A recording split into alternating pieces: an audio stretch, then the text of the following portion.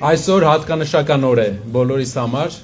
ընդհանրապես հայ ազգային հատվածի համար, ով որ հույս ունի Հայաստանում, որ մեծ փոփոխություններ են լինելու, ով չի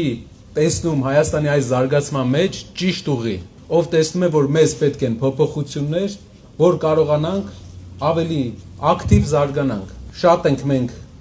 այցելել այստեղ Երևանի մյուս հատվածներ էլ, ու մի բան կարող եմ ասել, որ այսքան ժամանակ շատ քիչ է փոփոխվել Մալաթիա Սեբաստիա համայնքը 10 տարվա ընթացքում շատ քիչ է փոփոխվել, իսկ աշխարհի մյուս երկրների, քաղաքների այսպիսի մեծ հատվածներ շատ հեղափոխական փոփոխություններ են ապրել։ Դրա պատճառը մեկն է, որ երկրի ղեկավարությունը պետք է ոչ թե գնա քահանաների հետ կռվի, ոչ թե թմբուկ նվագի, ոչ թե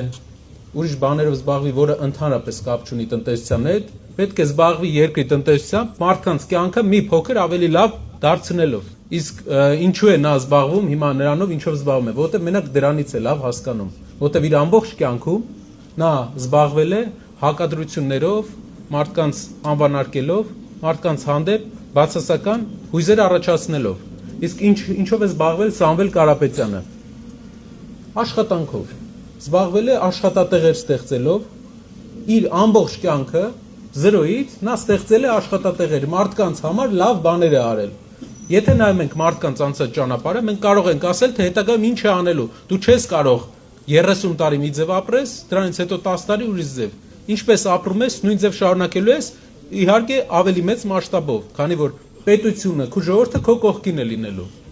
Մալաթիա Սեբաստիան հայտնի է մի բանով, որ այստեղ է Հայաստանի փոքր բիզնեսի նշանակալի մասը։ Մենք շուկան կա այստեղ պատմականորեն, ընդհանրապես Հայաստանի փոքր բիզնեսը բոլորը գիտեն, որ Մալաթիան է։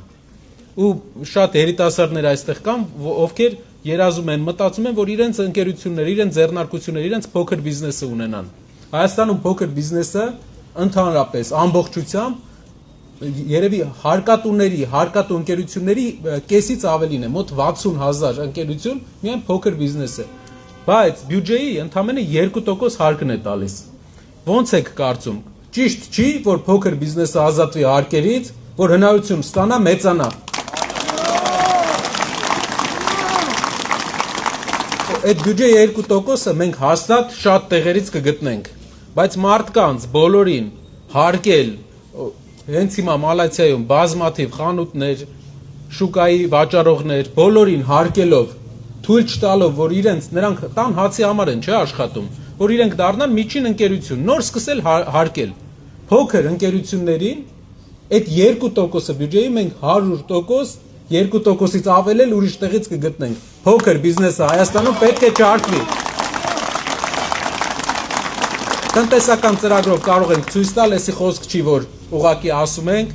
որոշումով կարող ենք ցույց տալ, թե ինչ ճանապարհով ենք էսի անելու, սա մենք անելու ենք։ Երկրորդ բանը, որ ուզում ենք եւս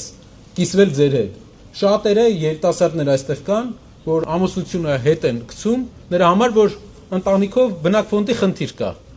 Իսկ բնակֆոնդը տները գիտենք Հայաստանում, Երևանում բավական թանկացել են։ Մենք մի հատ էլ ծրագիր ունենք տների հետ կապված։ Եվ այդ ծրագրի մասին այս շաբաթ մենք հայտարարելու ենք, թե ինչ ենք առաջարկելու երիտասարդ ընտանիքներին ու մեր քաղաքացիներին մատչելի տուն ձեռք բերելու համար։ Տարիքով մեր հայրենակիցների համար, ովքեր որ թոշակի տարիքի են, մենք ծրագիր ունենք, որը նույնպես այս շաբաթ ներկայացնելու ենք, որը հետաքրքիր լուծում է տալու։ Շատերը գիտեք, որ մարդիկ գնում են Վրաստան, այնտեղից են դեղերը առնում, որտեղ էժան է։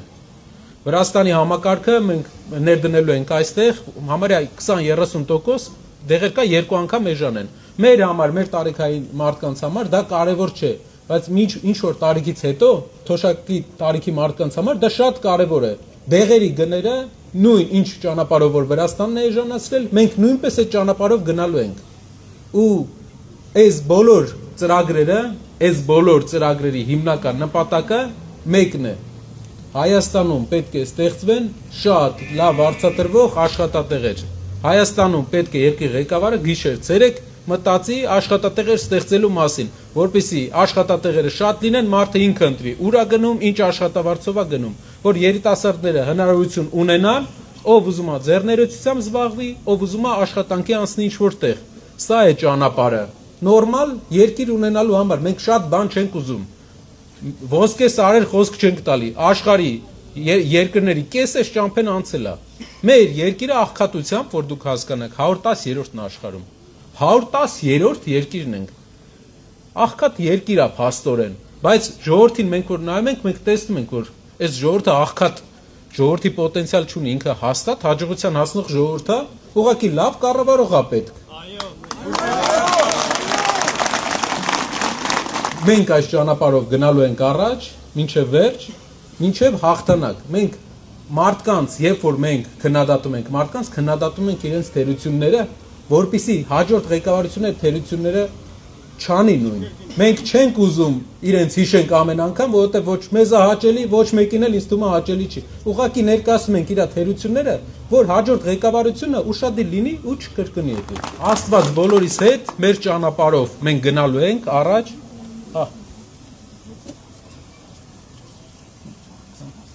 Նոր ինձ հուշեցին նաև, որ մեր շարժման